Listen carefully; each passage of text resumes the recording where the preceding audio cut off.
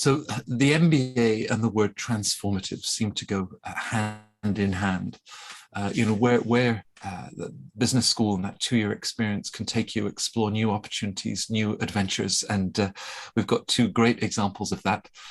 Graduates from Carnegie Mellon's Tepper School of Business. I'm delighted to welcome Lillian Nagobi from the class of 2017, who is now a global process manager at Google, and she can tell us about chemical engineering and all of the things that she did before business school. It looks like she worked for much of the S&P 500. Mary Grace Ambrosia, she was from the class of 2018, so they did overlap with a year at Tepper, and is now a senior manager following a very successful career with PwC. So welcome both of you to Centre Court. And perhaps Lillian, just starting with you, because I've mentioned, J&J, General Mills, had this wonderful background. What then sort of consolidated all of that and said, hey, it's time to go back to school and I really want my MBA? Yeah, so it was kind of a good opportunity at work that prompted the idea, right? So I was at BASF, and when I joined BASF, so BASF, for those who don't know, is a very large chemical company based out of Germany. And so when I joined BASF, I actually joined to start up their battery materials business. So this was before a Tesla was on the road or any electronic vehicle. This was the inception of the lithium ion battery technology, right? And a lot of companies were commercializing. So I joined BASF to commission and start up their first battery materials plant and that entire business. So in doing that work, not only were we thinking about automotive, but we're thinking about what are the other applications that we can have for these lithium ion battery materials as we were growing the business. So I was working alongside not only the engineers, the process engineers like myself, but also working alongside a lot of business leaders, strategists, a lot of corporate development people, right, who had never worked with before. And I was like, this is pretty cool. I was going to meetings with our prospective customers, auto companies, cell phone companies, you name it, everybody who now needs new battery storage, right? And I was like, this is really cool. And I gained a mentor through that experience. And I said, hey, how do I get to do the work that you're doing on the corporate development and M&A side? And they're like, actually, I went to business school. I got my MBA, and shared their experience. And that's what got me interested in the MBA.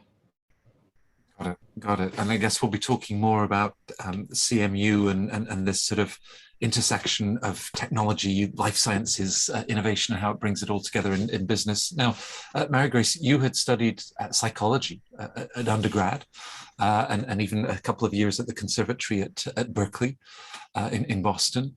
So talk us through that background. And again, you're reaching that point saying, I'm going to head back to school and get my MBA. Yeah, so I guess I've had a little bit of a snaky career path, to say the least. So I actually started out as an opera singer. I studied at the Boston Conservatory for a couple of years. During my second year at the conservatory, I took a step back and sort of realized that opera was a very long tunnel with a very dim light at the end. And my backup plan, if I hadn't gotten into a conservatory for undergrad, was actually to go do psychology, neuroscience at Pitt. And so when my first plan sort of didn't work out, I went to my backup and graduated from Pitt in, 2012. And from there, I actually got really interested in research. So I worked in an academic research lab, primarily focused on adolescent depression, anxiety, some other things like that. And had grown up in that. I went from research assistant to specialist to research program coordinator, and it sort of hit a ceiling within that career. So I had to go back to get some sort of an advanced degree. And I also found a mentor. I was babysitting on the side, and one of the career counselors actually at Carnegie Mellon was one of the people who I had babysat for. And we started talking about, what is my 5-year plan? What do I really want to do? And made a pros and cons list of the things that I loved about my job and the things that I hated about my job. And the things that I loved were very operational in nature. How do we streamline processes? How do we make things more efficient? How do I make this a more positive experience for my participants? And the things that I hated were more along the lines of, peer reviews of the 15th draft of your paper, right? And so that looked a lot more like an MBA than it did a PhD. And so I started down the journey of an MBA from there. Got it. Now, you mentioned a 5-year plan. It feels like through the pandemic, we were lucky if we could come up with a 5-day plan. Lillian, the whole process of applying to business school, sort of holding up a mirror, where am I now? What do I really enjoy? Where do I want to go next? I mean, you'd had individuals that had given you the sense that, hey, MBA will be able to open up the doors for the next stage. So actually applying to business school itself, did you see it something as just a really sort of a great experience to think about what you really wanted to then pursue?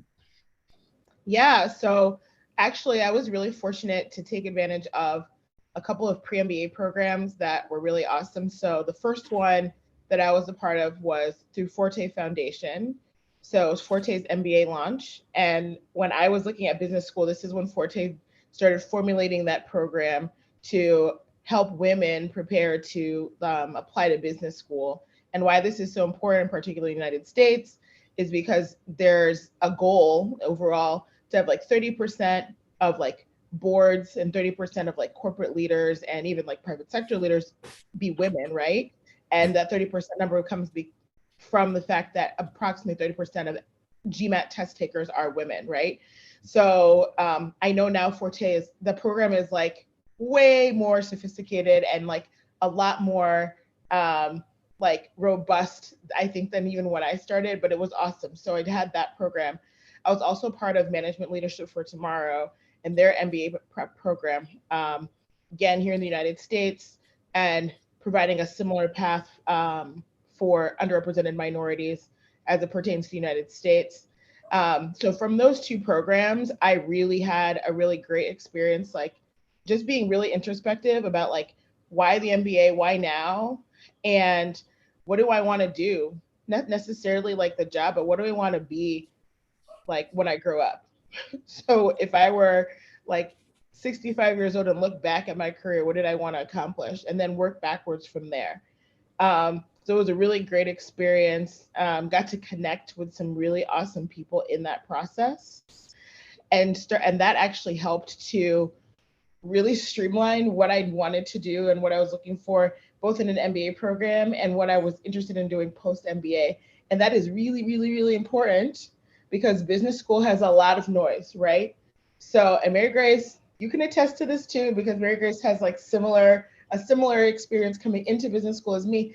But like you will be totally overwhelmed by all of the choice you have once you're admitted and you matriculate to these schools, because every single company, every single organization, VCs, startups, they're coming to these schools because they want people like us, right? And if you're not focused on where you want to go, it can become very overwhelming and not like there's no mistakes. You can reinvent yourself. I've done it now like twice after my MBA.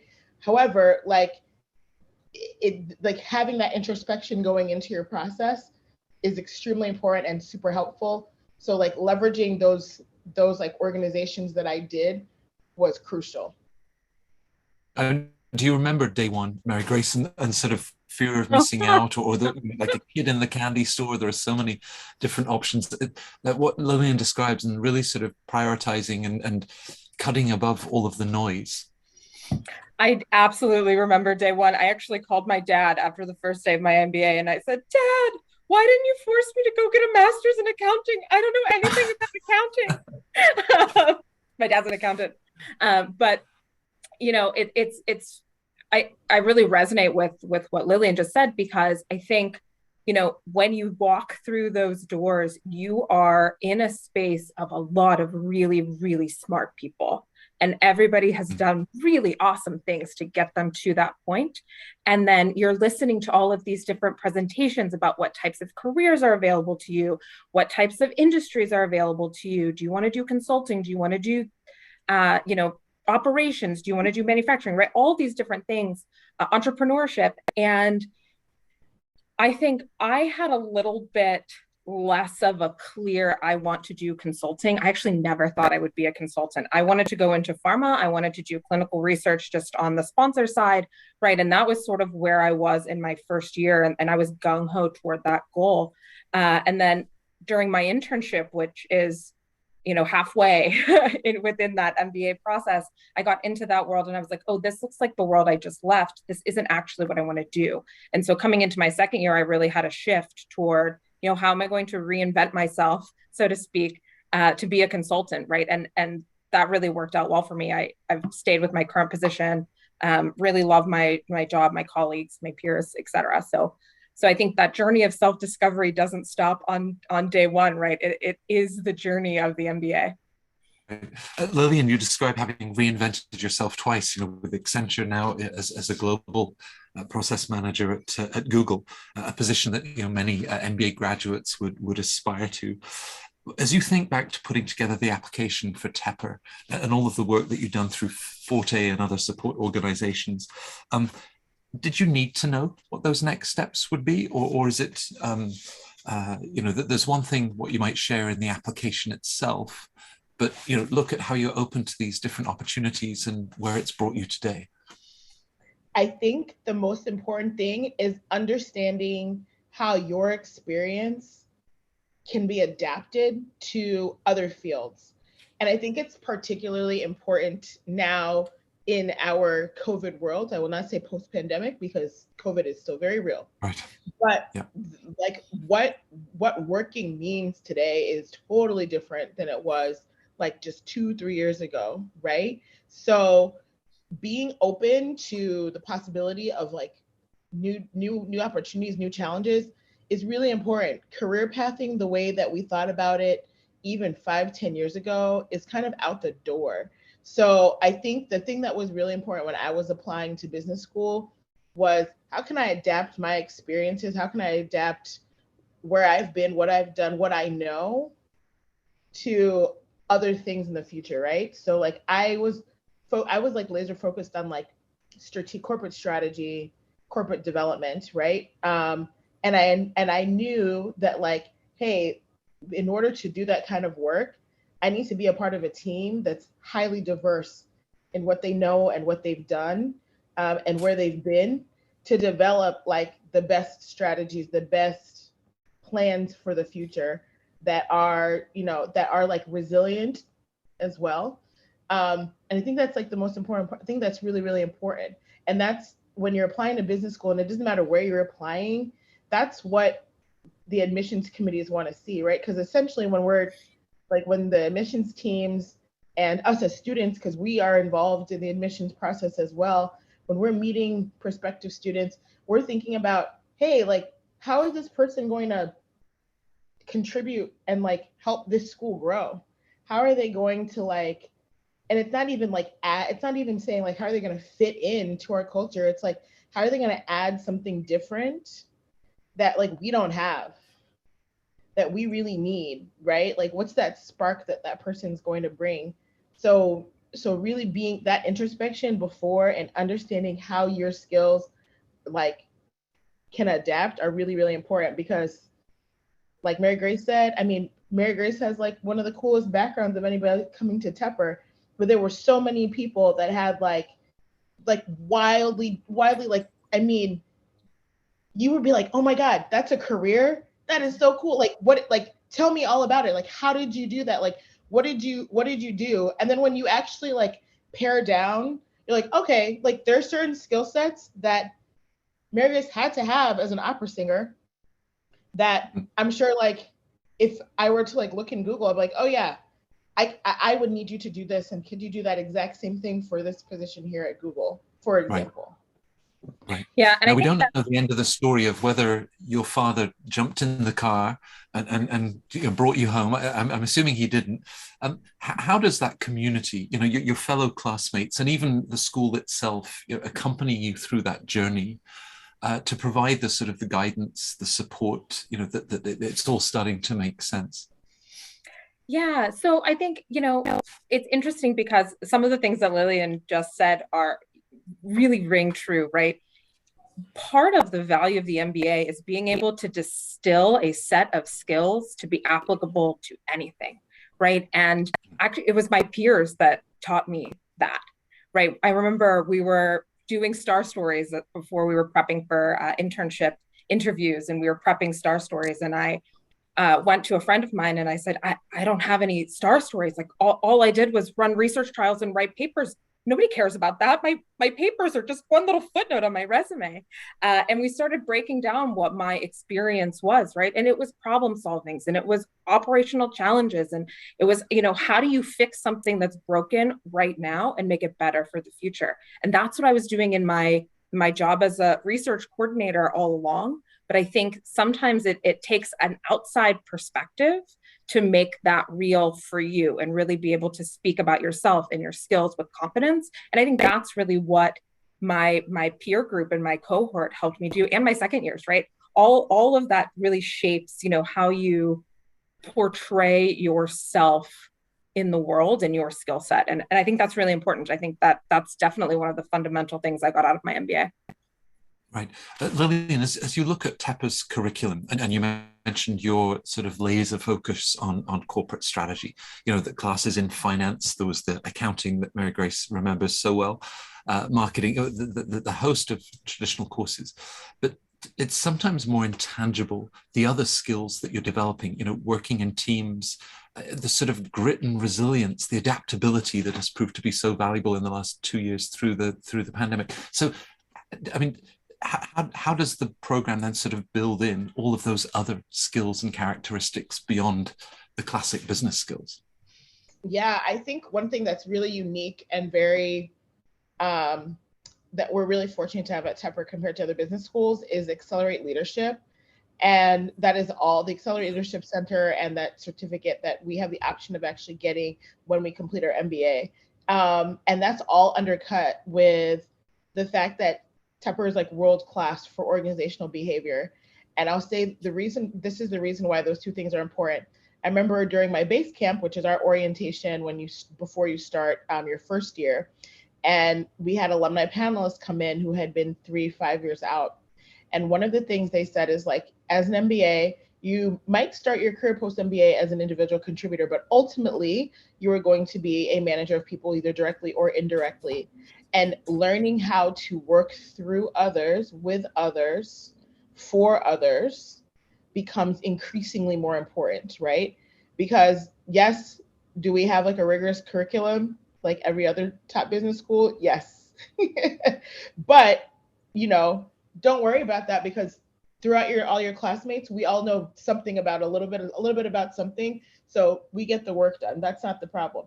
The biggest thing is like, how are you going to develop yourself to like understand people and be like an empath and develop that like EQ that ultimately is going to be really, really important because you're going to be working with other people, right?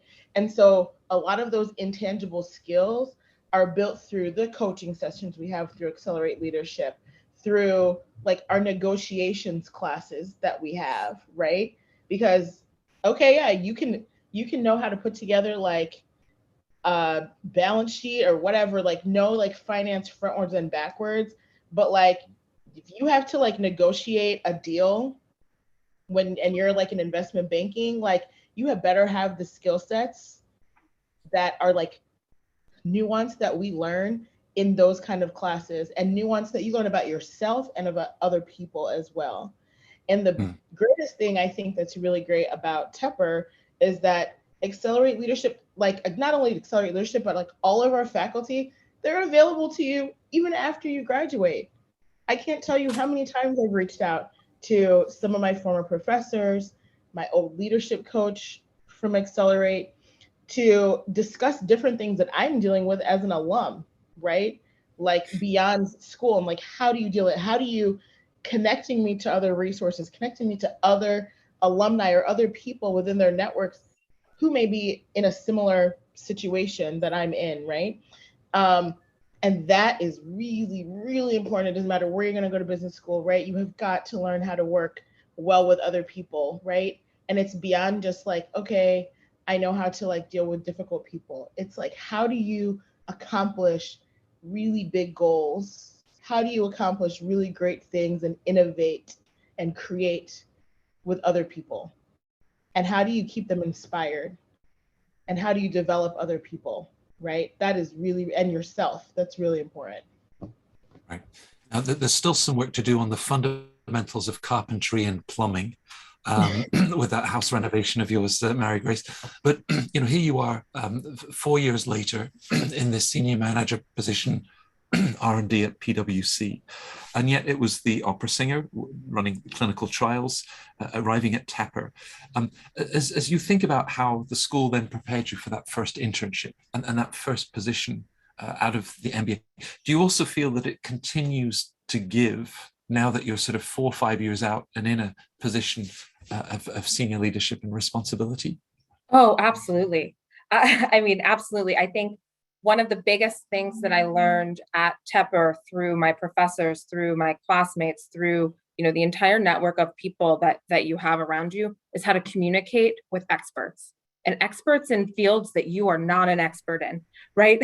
I think a lot of my job today is facilitating communication across different departments where people have different goals and different understandings of what needs to happen next. And so I work a lot as sort of a translator, right? Being able to speak the language of the tech folks, being able to speak the language of the business folks, being able to speak the language of the medical folks, and sort of bring all of those things together. And that is something that you learn throughout your MBA, because like Lillian said, the coursework is hard. It's challenging. But you don't need to know everything. You just need to know how to talk to the people who know that specialty area. And I can't stress that enough. I think that's something I really underclubbed when I was in the MBA, because you're trying to learn and absorb as much as you possibly can. But really the skill is learning how to communicate with experts in their language. Right. Did either of you have the time? Because there's the school in this wonderful new glass and steel campus right in the middle of CMU. Did you have time beyond Tepper to also then have connections with the rest of the university and the sort of diversity knowledge centers, computer science? I mean, you've got everything on your doorstep. Do you have the time to also benefit from the wider university? That's a question to both of you. Yeah, you have it. So it's like encouraged actually in a lot of different ways. So the way I got involved was, and I know Mary Grace this as well, but like a lot of our student clubs, so we're like super active, our student clubs at business school. So I got involved a lot with like some of the analogous groups, like other women's groups, some other like leadership organizations with other graduate students. So did a lot of work with like the other like broader like engineering graduate organizations, all the other graduate student organizations. Carnegie Mellon and Pitt and Duquesne, actually, you can take classes between like among all those 3 universities. So if you wanted to go to Pitt, for example, right, because University of Pittsburgh has like an amazing medical school and a world-class like medical center. So if any of your interests lied in the medical field, going there was super awesome. And a lot of the faculty sometimes even have dual appointments depending on the field. Like everything in the arts, right? Like just taking advantage of all of the, like there's some like brilliant thespians at Carnegie Mellon, like brilliant, like super talented people. So going to like performances and also just seeing like the really cool things that people create. Like a lot of our classmates started businesses with people at the other schools. A lot of them got like entered in and got some seed funding. There's actually somebody who was like part of my class who came to CMU and was a first year with us, did some of these like competitions, got seed funding, and actually elected not to finish the MBA and is arguably probably like more successful than all of us because they were able to start and launch their company. And yeah, it was awesome. And doing it with other CMU students. Another classmate of mine who's also been really successful doing like urban farming, right? He got a lot of like support across Carnegie Mellon as well. And so that is, I mean, it's encouraging our coursework and our concentrations, but it's also just like natural curiosity. And even some things as like simple as you're interested in a cooking class, like that's there at CMU too. And you'll learn how to be a really great chef if you really want to. So Yeah, I actually took voice lessons my second year. So I had obviously I was an opera singer in my past. And so I took voice lessons as an elective course during my second year MBA just for like a stress relief effort. But there's all kinds of things we did hackathons that were cross university hackathons where you would take somebody from the computer science department, somebody from the MBA program, a couple of engineers, right, and sort of hack together a solution to a problem. We also did some consulting work with people who had products that they had invented within Carnegie Mellon, but didn't know how to make a product into a business, so to speak. So worked with a really cool health tech person who had an interesting way to test blood with only a finger prick. And I know that sounds like Theranos and a little scammy, but she was using radio waves and it only detected a couple of different things. But it was really cool to help, help her create her pitch and find some funding in that domain. So all kinds of different opportunities to explore campus and all the things that it has to offer and the people, right? Because Carnegie Mellon is an interesting university because it has the best of the arts and the best of the sciences all wrapped into one school.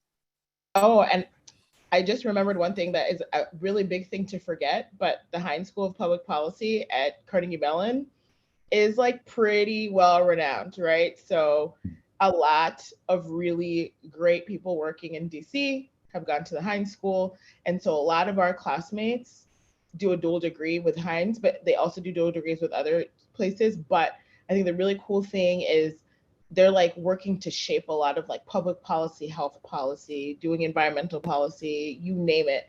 So bringing together that skill set from the MBA with the skill set that you're developing at Heinz is like powerful. And those people are like, I don't know, they're all going to run the world one day. Or be thespians. Now, as we think about, I guess, our viewers and as perhaps applying to start the program in the fall next year, so they'll be the class of 2025. It's a strong job market. The opportunity cost is high. So perhaps my final question to both of you is just your reflection on, when is the right time, or is it always a good time to make an investment in yourself? And you're so much better, whatever the world has in store for us, you're just so much better with a Tepper MBA than without. So I think for me, the right time is anytime you can fully commit to the program. Really do it, right? If you're going to take the time and you're going to make that investment, do everything, right? Explore everything. You're in a safe place to really learn and grow and try things and fail. And there's not a lot of other places in your life where that exists. And so I think my advice to people is, when is the right time? I mean, the right time is whenever you're ready to make that commitment to yourself and throw your whole self into this experience and be vulnerable and take it full on. I think that, anytime is a good time. I think Elaine, thoughts? Yeah, I was going to say anytime that you feel energized to like make a change, right? So it's either making a change in yourself or making a change in like the world around you. This is a really great time because you get to build some really awesome relationships. And I think it's a really great time during the MBA to like meet other people and gain other perspectives that you're just not necessarily going to get outside in the world like as easily. And I think that's really, really important, right? So I always say that the most valuable thing for me that's come out of Tepper is the relationships I have with my classmates and faculty and everybody that I met at Tepper, because not only professionally, but personally, those are people that for the rest of my life are like some of the most important people I will cherish for the rest of my life, right? And if it hadn't been for the MBA, I wouldn't have those perspectives. I wouldn't have those like outlooks on life. I wouldn't have those windows into other worlds necessarily, because without the MBA, like a lot of us end up in very homogenous scenarios, right? either professionally or personally or for whatever reason, right? But the MBA kind of forces you to be like naturally curious about the world around you in a way that's very, very different. So anytime you feel like urging, like, oh man, something has got to change, or I am really unsatisfied with how something is happening, that's the time that you need to go to business school. Well, I think you both personify what we try to capture with Centre Court for this next generation of applicants. You can read career reports, you can read testimony on the website, but you both have this sort of vibrancy that you're wonderful ambassadors for the school. The energy, just your voices, your eyes sparkle as you think back to the wonderful experience at Tepper. And I'm sure many of our viewers, both those following us live and those that will be viewing us in the weeks and months to come. So both of you, Lillian and Mary Grace, thank you for finding the time. Obviously, you're enjoying very successful and busy careers, but we really appreciate you sharing that Tepper experience and just perhaps a wider philosophy on seizing the day and taking these wonderful opportunities. Thank you, truly.